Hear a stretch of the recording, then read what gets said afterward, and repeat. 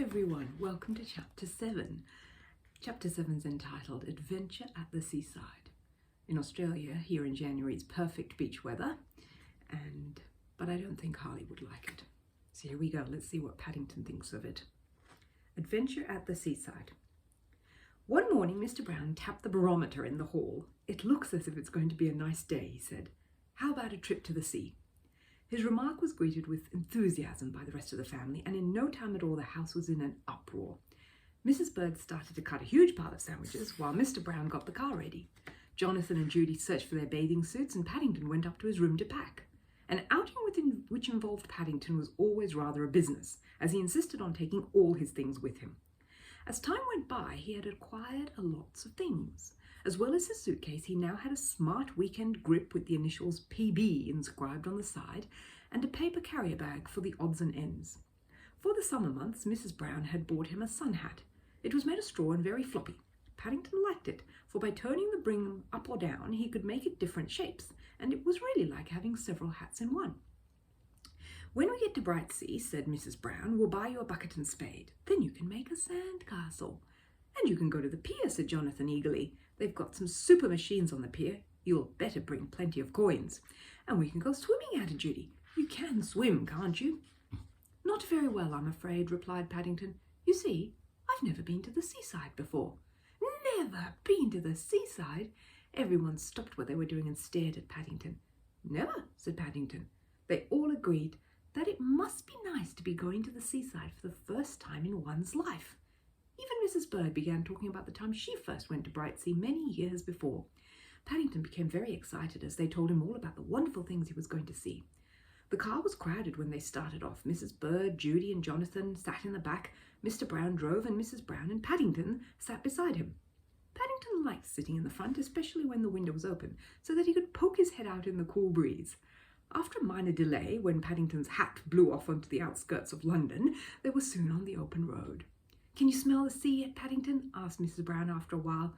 Paddington poked his head out and sniffed. "I can smell something," he said. "Well," said Mr. Brown, "keep on sniffing, because we're almost there." And sure enough, as they reached the top of a hill and rounded a corner to go down the other side, there it was in the distance, glistening in the morning sun. Paddington's eyes opened wide. "Look at all the boats on the dirt," he cried, pointing in the direction of the beach with his paw. Everyone laughed. "That's not dirt," said Judy, "that's sand." By the time they had explained all about sand to Paddington, they were in Brightsea itself and driving along the front. Paddington looked at the sea rather doubtfully. The waves were much bigger than he had imagined. Not so big as the ones he'd seen on his journey to England, but quite large enough for a small bear. Mr. Brown stopped the car by a shop in the esplanade and took out some money.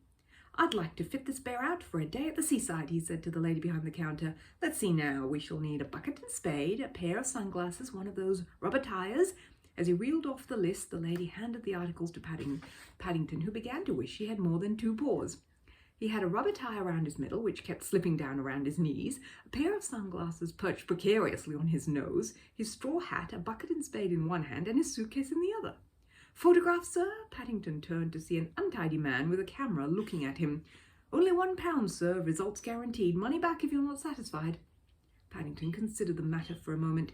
He didn't like the look of the man very much, but he had been saving hard for several weeks, and now he had just over £3. It would be nice to take a picture of himself.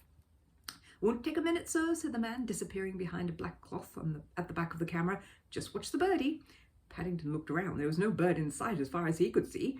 He went round behind the man and tapped him.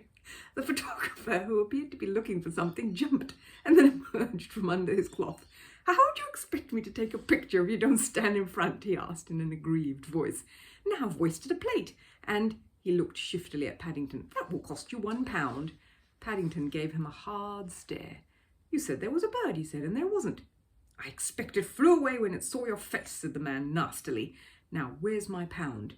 Paddington looked at him even harder for a moment. "Perhaps the bird took it when it flew away," he cried.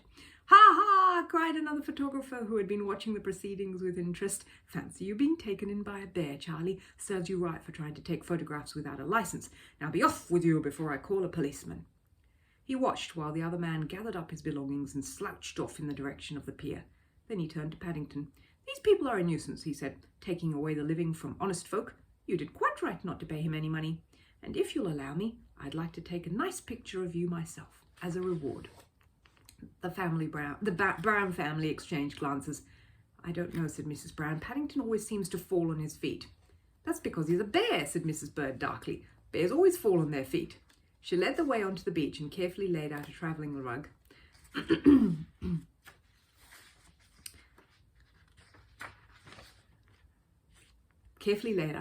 travelling rug on the sand behind the breakwater. "This will be as good a spot as any," she said. "Then we shall all know where to come back to and no one will get lost." "The tide's out," said Mr. Brown, "so it will be nice and safe for bathing." He turned to Paddington. "Are you going in, Paddington?" he asked. Paddington looked at the sea. "I might go for a paddle," he said. "Well, hurry up," called Judy, "and bring your bucket and spade. Then we can practice making sandcastles." "Gosh," Jonathan pointed to a notice pinned on the wall behind them. "Look, there's a sandcastle competition. Whizzo! First prize, £10 for the biggest sandcastle." "Suppose we all join in and make one," said Judy. "I bet the three of us together could make the biggest one you've ever seen." "I don't think you're allowed to," said Mrs. Brown, reading the notice. "It says here everyone has to make their own." Judy looked disappointed. "Well, I shall have a go anyway. Come on, you two, let's have a bathe first, then we can start digging after lunch." She raced down the sand, closely followed by Jonathan and Paddington. At least Jonathan followed, but Paddington only got a few yards before his lifebelt slipped down and he went headlong in the sand.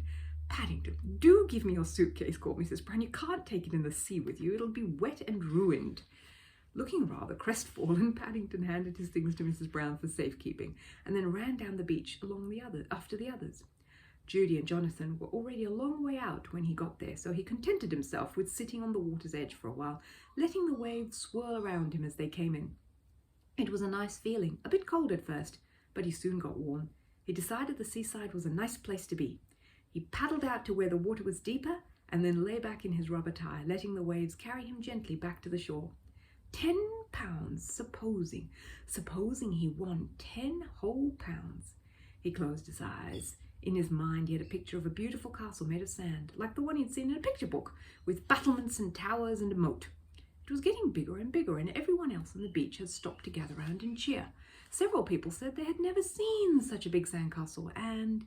He woke with a start as he felt someone splashing water on him. "Come on, Paddington," said Judy, lying there in the sun fast asleep. "It's time for lunch, and we've got lots of work to do afterwards." Paddington felt disappointed. It had been a nice sandcastle in his dream. He was sure it would have won first prize. He rubbed his eyes and followed Judy and Jonathan up the beach to where Mrs. Bird had laid out the sandwiches. Ham, egg and cheese for everyone else, and special marmalade ones for Paddington, with ice cream and fruit salad to follow. "I vote," said Mr. Brown, who had in mind an after-lunch nap for himself, "that after we've eaten you all go off in different directions and make your own sandcastles. Then we'll have our own private competition as well as the official one. I'll give £1 to the one with the biggest castle." All three thought this was a good idea. "But don't go too far away," called Mrs. Brown as Jonathan, Judy and Paddington set off. "Remember, the tide's coming in." Her advice fell on deaf ears. They were all much too interested in sandcastles. Paddington especially was gripping his bucket and spade in a very determined fashion. The beach was crowded and he had to walk quite a long way before he found a deserted spot. First of all, he dug a big moat in a circle, leaving himself a drawbridge so that he could fetch and carry the sand for the castle itself. Then he set to work carrying bucket-loads of sand to build the walls of the castle. He was an industrious bear, and even though it was hard work and his legs and paws soon got tired, he persevered until he had a huge pile of sand in the middle of his circle. Then he set to work with his spade, smoothing out the walls and making the battlements. They were very good battlements with holes for windows and slots for the archers to fire through. When he had finished, he stuck his spade in one of the top towers, placed his hat on top of that, and then lay down inside next to his marmalade jar and closed his eyes. He felt tired, but very pleased with himself. With the gentle roar of the sea in his ears, he soon went fast asleep. "We've been all along the beach," said Jonathan, "and we can't see him anywhere." "He didn't even have his lifebelt with him," said Mrs. Brown anxiously. "Nothing, just a bucket and spade." The Browns were gathered in a worried group round the man from the life-saving hut. "He's been gone several hours," said Mr. Brown, "and the tide's been in over 2. The man looked serious. "And you say he can't swim?" he asked. "He doesn't even like having a bath much," said Judy, "so I'm sure he can't swim." "Here's his photograph," said Mrs. Bird. "He only had it taken this morning." She handed the man Paddington's picture and then dabbed her eyes with a handkerchief. "I know something's happened to him. He wouldn't have missed tea unless something was wrong." The man looked at the picture. "We could send out a description," he said dubiously, "but it's a job to see what he looks like. By that, it's all hat and dark glasses." Can't you launch a lifeboat? Asked Jonathan hopefully. We could, said the man, if we knew where to look, but he might be anywhere. Oh dear, Mrs. Brown reached for handkerchief as well. I can't bear to think about it. Something will turn up, said Mrs. Bird comfortingly. He's got a good head on his shoulders. Well, said the man, holding up a dripping straw hat, you'd better have this, and in the meantime we'll see what we can do. There, Mary, Mr. Brown held his wife's arm. Perhaps he just left it on the beach or something. It may have got picked up by the tide. He bent down to pick up the rest of Paddington's belongings. They seemed very small and lonely, lying there on their own. It's Paddington's hat, all right, said Judy, examining it. Look, it's got his mark inside. She turned the hat inside out and showed them the outline of a paw mark in black ink and the words, My Hat, Paddington. And when Paddington writes his name, he spells it P-A-D, just one D, P-A-D-I-N-G-T-U-N. And of course, Paddington is actually spelled P-A-D-D-I-N-G-T-O-N. I vote we all separate, said Jonathan, and comb the beach. We'll stand more chance that way. Mr. Brown looked dubious. It's getting dark, he said. Mrs. Bird put down the travelling rug and folded her arms. Well, I'm not going back until he's found, he said. I couldn't go back to that empty house. Not without Paddington. No one's thinking of going back without him, Mrs. Bird, said Mr. Brown. He looked helplessly out to sea. It's just... Perhaps he didn't get swept out to sea, said the life-saving man helpfully. Perhaps he's just gone on the pier or something. There seems to be a big crowd heading that way. Must be something interesting going on. He called out to a man who was just passing. What's going on at the pier, chum? Without stopping, the man looked back over his shoulder and shouted, Chap just crossed the Atlantic all by itself on a raft. Hundreds of days without food or water, so they say. He hurried on. The life-saving man looked disappointed. Another of these publicity stunts, he said. We get 'em every year. Mr. Brown looked thoughtful. I wonder, he said, looking in the direction of the pier. It would be just like him, said Mrs. Bird. It's the sort of thing that would happen to Paddington. It's got to be, cried Jonathan. It's just got to be. They all looked at each other and then, picking up their belongings, joined the crowd, hurrying in the direction of the pier. It took them a long time to force their way through the turnstile, for the news that something was happening on the pier had spread, and there was a great throng at the entrance. But eventually, after Mr. Brown had spoken to a policeman, a way was made for them, and they were escorted to the very end where the paddle steamers normally tied up. A strange sight met their eyes. Paddington, who had just been pulled out of the water by a fisherman, was sitting on his upturned bucket, talking to some reporters. Several of them were taking photographs while the rest fired questions at him. Have you come all the way from America? Asked one reporter. The Browns, hardly knowing whether to laugh or cry, waited eagerly for Paddington's reply. Well, no, said Paddington truthfully after a moment's pause. Not America, but I've come a long way. He waved a paw vaguely in the direction of the sea. I got caught by the tide, you know. And you sat in that bucket all the time? Asked another man taking a picture. That's right, replied Paddington, and I used my spade as a paddle. I was lucky I had it with me. Did you live on plankton? Queried another voice. Paddington looked puzzled. No, he said, marmalade. Mr. Brown pushed his way through the crowd. Paddington jumped up and looked rather guilty. Now then, said Mr. Brown, taking his paw, that's enough questions for today. This bear's been at sea for a long time and he's tired. In fact, he looked meaningfully at Paddington, he's been at sea all the afternoon. Is it still only Tuesday? Asked Paddington innocently. I thought it was much later than that. Tuesday, said Mr. Brown firmly, and we've been worried to death over you. Paddington picked up his bucket and spade and jar of marmalade. Well, he said, I bet not many bears have gone to sea in a bucket all the same. It was dark when they drove along Brightsea Front on their way home. The promenade was festooned with coloured lights, and even the fountains in the gardens kept changing colour. It all looked very pretty, but Paddington, who was lying in the back of the car wrapped in a blanket, was thinking of his sand castle. I bet mine was bigger than anyone else's, he said sleepily. Bet you mine was the bigger, said Jonathan. I think, said Mr. Brown hastily, you'd all better have a pound just to make sure.